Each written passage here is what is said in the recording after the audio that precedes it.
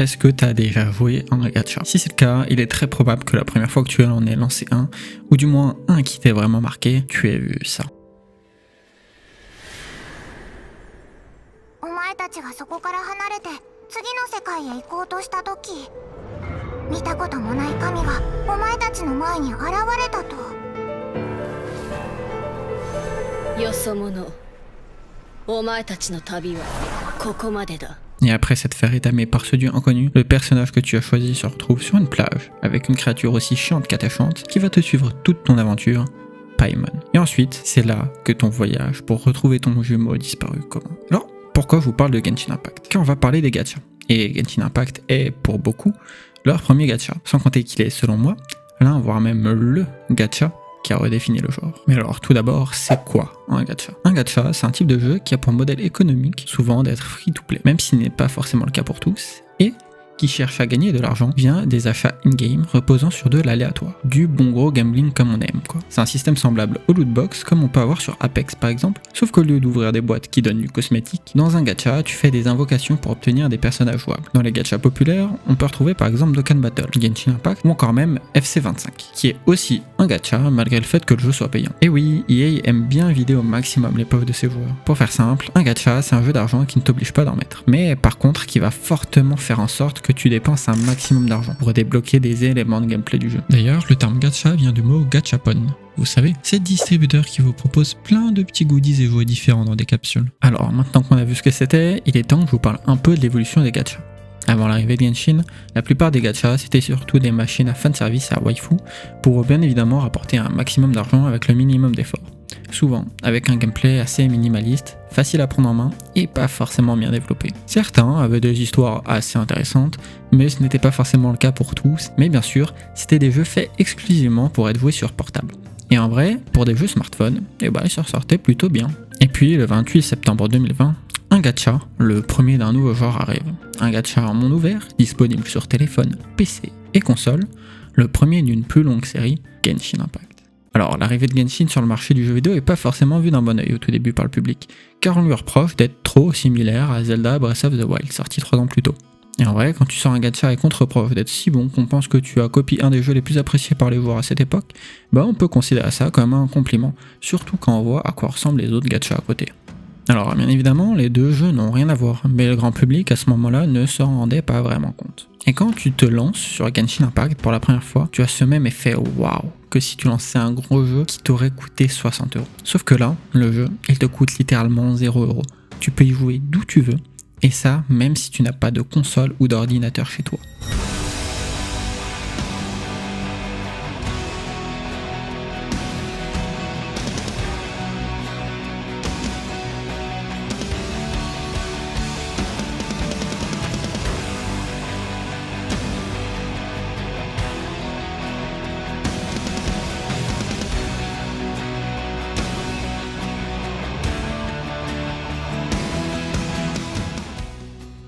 Et Genshin a grandi et est devenu un pilier du genre, amassant des revenus énormissimes avec une communauté énorme. Et quand tu arrives à construire quelque chose d'aussi incroyable et qui rapporte autant, et bah ça donne l'envie à d'autres studios de eux aussi aller choper leur part de marché, ou même espérer pourquoi pas te détrôner. On peut par exemple parler de Tower of Fantasy, un gacha lui aussi open world sorti en décembre 2021 qui tentera de rivaliser et aussi avoir sa part de gâteau, mais qui échouera à cause de la gourmandise des développeurs et d'une mauvaise gestion. On va mettre ça de côté, j'y reviendrai très vite fait plus tard. Plus récemment, on a eu Wuthering Wave, encore un gacha en monde ouvert, sorti en mai 2024 et qui lui s'en sort plutôt bien sur le marché et qui a réussi à récupérer d'anciens joueurs de Genshin en leur promettant plus de ressources pour invoquer leur personnage préféré et a su convaincre de rester en proposant lui aussi une bonne histoire et un système de combat prometteur. Et MiHoYo, l'entreprise derrière Genshin Impact, ne se laisse pas faire et sort encore et toujours plus de gros jeux avec un système de gacha comme Zenless Zone Zero, Honkai Star Rail et bientôt même Honkai Nexus Anima. Mais alors, c'est quoi ce problème qu'il y a avec les gachas ? Comme dit précédemment, de manière générale, les gachas vont être free-to-play. On n'aura donc pas besoin de sortir la carte bleue pour acheter le jeu. Néanmoins, la compagnie derrière, elle veut se faire des revenus. Et donc, elle va tout faire pour que vous sortiez la CV à un moment ou à un autre. Le truc, c'est qu'ils vont appuyer sur pas mal de manipulations psychologiques pour faire en sorte que vous passiez à la caisse. Par exemple, dans Genshin, la ressource d'invocation va être vachement limitée. Dans Wuthering Wave, il vaut mieux invoquer le personnage et son arme, souvent assez importante car les armes gratuites sont très moyennes. Et dans Star Rail, les personnages deviennent assez vite dépassés si on n'a pas les bons personnages de soutien pour aller avec. On peut aussi parler de l'attachement qu'on développe au personnage avec l'histoire. Si t'aimes un personnage, tu vas forcément être plus susceptible de vouloir l'invoquer, même si le gameplay ne te plaît pas forcément. Et comme ça, il va y avoir des joueurs qui veulent se garantir d'avoir de manière générale une chance d'obtenir leur personnage préféré, et vont payer 5 à 15 € par mois pour les moins dépensiers. Mais certains joueurs vont aussi complètement se faire avoir par ça, au point de dépenser plusieurs centaines d'euros par mois. Et non, je vais prêcher de certains commentaires, mais ce ne sont pas des abrutis. La peur de manquer quelque chose qu'instaure ce type de jeu, le FOMO, est quelque chose dont n'importe qui pourrait tomber dedans. D'ailleurs, on retrouve le même principe avec les promotions par exemple. Mais hors ce souci entre joueurs et gacha, le vrai problème, c'est que les derniers gachas du niveau de Genshin sont des putains de bons jeux en vrai. Et ce système de gacha, à part rapporter énormément de tunas à la société derrière, il bride totalement le potentiel du jeu. Par exemple, pour te construire ton personnage avec les meilleurs équipements, ou artefacts, il te faudra utiliser des résines, une ressource en quantité limitée qui se régénère avec le temps et qui donc va te limiter dans le temps pour te permettre de maximiser ton personnage. Sans parler aussi de l'aléatoire des statistiques de ces équipements. Là, regardez, même si j'ai les statistiques que je veux, il faut que je le monte.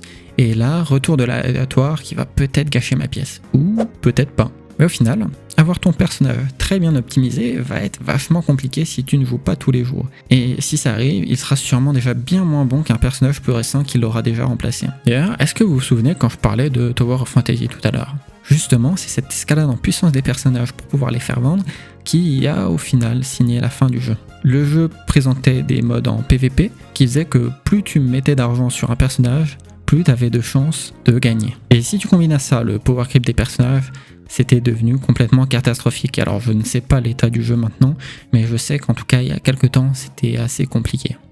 Et d'ailleurs, pour te faire jouer tous les jours, tu as aussi les quêtes quotidiennes qui sont en général assez rapides, mais t'obligent à tous les jours lancer le jeu et peut-être t'aspirer dedans pour une session bien plus longue que prévu. Et surtout, il ne faut absolument pas les manquer, car elles te permettent d'obtenir de quoi invoquer les personnages que tu voudras. Si tu ne les fais pas de nouveaux personnages. Bref, quand on regarde tout ça, on ne peut faire qu'un constat simple. Tous ces défauts frustrants qu'ont ces jeux ne seraient pas là si ce n'était pas des gachas. Alors oui, je sais, c'est le but d'un gacha, mais j'en ai rien à foutre, c'est juste frustrant. Car si tu achetais Genshin ou n'importe quel autre jeu sans cet aspect gacha, avec des DLC pour chaque région par exemple, et bah le jeu serait tellement mieux comme ça, sans mécanique frustrante qui t'oblige à revenir, créant une routine aux joueurs qui finissent par se laisser en cash payant au final sur le jeu, en mettant plus d'argent que si le jeu était au final payant.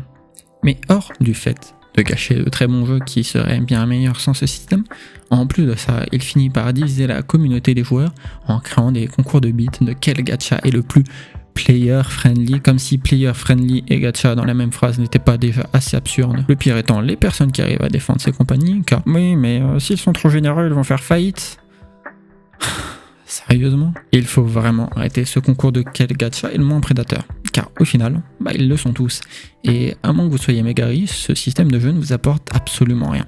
Il bride les jeux, manipule les joueurs et les fonce diviser pour pouvoir mieux régner. Le pire étant que ces genres de concours sont au final dirigés par la communauté eux-mêmes, des créateurs de contenu qui lancent ce genre de débat totalement débile, et leur communauté qui finit par suivre et se foutre sur la gueule pour pas grand chose. Sans compter qu'il y a aussi des dramas au sein des différentes communautés, car des joueurs arrivent à défendre leur compagnie multimilliardaire préférée, quand d'autres joueurs osent se plaindre du mauvais traitement du jeu par la société derrière. Surtout qu'en réalité, se plaindre quand on joue un gacha, c'est plutôt sain. Cela permet aux joueurs de toujours avoir mieux et ne laisse pas des compagnies qui sont un maximum d'argent sur votre dos encore plus profiter de vous. Surtout s'ils voient que cela ont des répercussions sur comment sont vus leurs jeux et aussi sur le chiffre de ces derniers. Mais avec l'émergence de ce type de jeu, j'ai aussi vu l'arrivée de beaucoup de personnes qui ne se rendent pas compte de ça et qui défendent ces compagnies peu importe les choix catastrophiques pour les joueurs que ces dernières prennent. On peut notamment parler de MiYoYo qui viennent d'annoncer que le niveau 100 sur Genshin serait majoritairement accessible, même entièrement accessible via une fonctionnalité que la plupart des joueurs free-to-play n'auront jamais. Et au lieu de se révolter, car c'est quelque chose qui ne serait jamais passé pour n'importe quel autre type de jeu,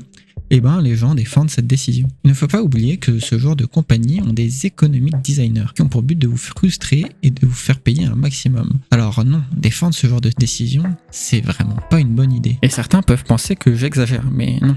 Les compagnies derrière ces jeux, ce ne sont pas vos amis, il faut pas l'oublier. Et je dis ça car certains n'ont vraiment pas l'air de s'en rendre compte. Pour conclure cette vidéo, les gacha ne sont plus des jeux mobiles corrects, mais des très bons jeux emprisonnés et bridés derrière ce système catastrophique. En plus d'être super prédateurs pour ses joueurs, surtout si ces jeux sont gratuits à la base, car ils peuvent toucher une plus grosse audience que le ferait un FC25 payant. Et malheureusement, vu les revenus que ça génère et le nombre de gens qui défendent toutes ces mécaniques prédatrices, on est très loin de voir une amélioration dans ce type de jeu, ou même d'en voir carrément la fin.